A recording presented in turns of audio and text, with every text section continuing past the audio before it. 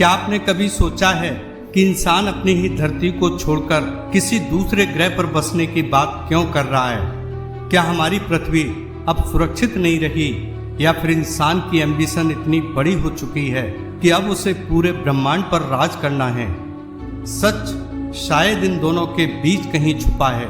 हमारी पृथ्वी एक ऐसा ग्रह जिसने हमें सब कुछ दिया, हवा, पानी, खाना, जीवन, लेकिन आज यही पृथ्वी कई खतरों से घिरी हुई है। क्लाइमेट चेंज, ग्लोबल वार्मिंग, बढ़ता हुआ पॉल्यूशन और तेजी से खत्म होते नेचुरल रिसोर्सेज। आज इंसान ने अपनी ही दुनिया को खतरे में डाल दिया है, और अगर यही चलता रहा तो वो दिन दूर नहीं जब पृथ्वी पर रहना मुश्किल हो जाएगा। लेकिन ये सिर्फ एक कारण ही नहीं है। सोचिए, अगर अचानक कोई बड़ा एस्टेरॉयड पृथ्वी से टकरा जाए या फिर कोई न्यूक्लियर वॉर छिड़ जाए तो क्या होगा? इतिहास गवाह है, डायनासोर्स जैसे पावरफुल एनिमल भी एक एस्टेरॉयड की वजह से खत्म हो गए थे।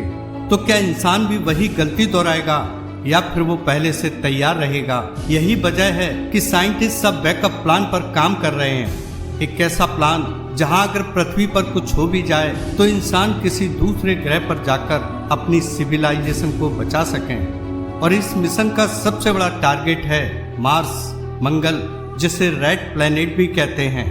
ये ग्रह पृथ्वी से सबसे ज्यादा मिलता जुलता माना जाता है। यहाँ दिन की लंबाई लगभग पृथ्वी जैसी है और सरफेस भी सॉलिड है। इसलिए कई स्पेस एजेंसीज और प्राइवेट कंपनीज मार्स पर कॉलोनी बसाने की प्लानिंग कर रही हैं। एलन मस्क की कंपनी स्पेसएक्स का सपना है मार्स पर लाखों लोगों को बसाना।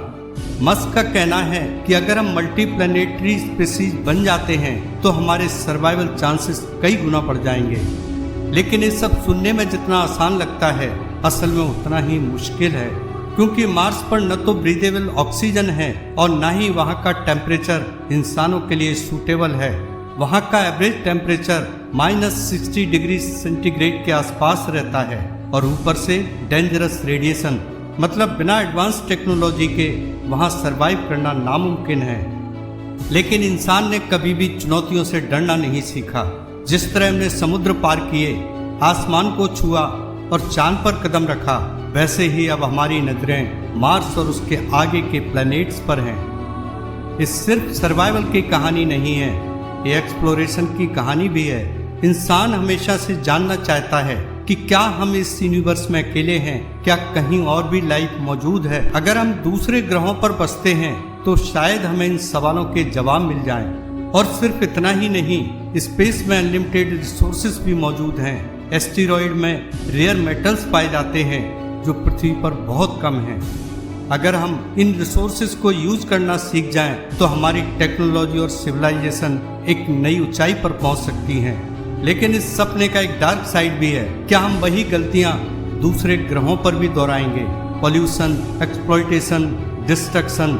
अगर इंसान अपनी आदतें नहीं बदलता तो कोई भी ग्रह सुरक्षित नहीं रहेगा।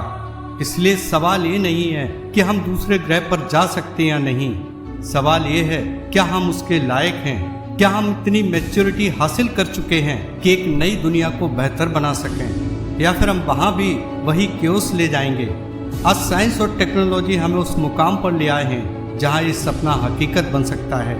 लेकिन ये सिर्फ साइंटिस्ट या एस्ट्रोनॉट का मिशन नहीं है, ये पूरी ह्यूमैनिटी का मिशन है। क्योंकि जब इंसान पहला कदम दूसरे ग्रह पर रखेगा तो वो सिर्फ एक इंसान का कदम नहीं होगा, वो पूरी मानव जाति की सबसे बड़ी छलांग होगी। और शायद उस दिन हम सच में समझ पाएंगे कि हम कौन हैं और इस विशाल ब्रह्मांड में हमारी जगह क्या है।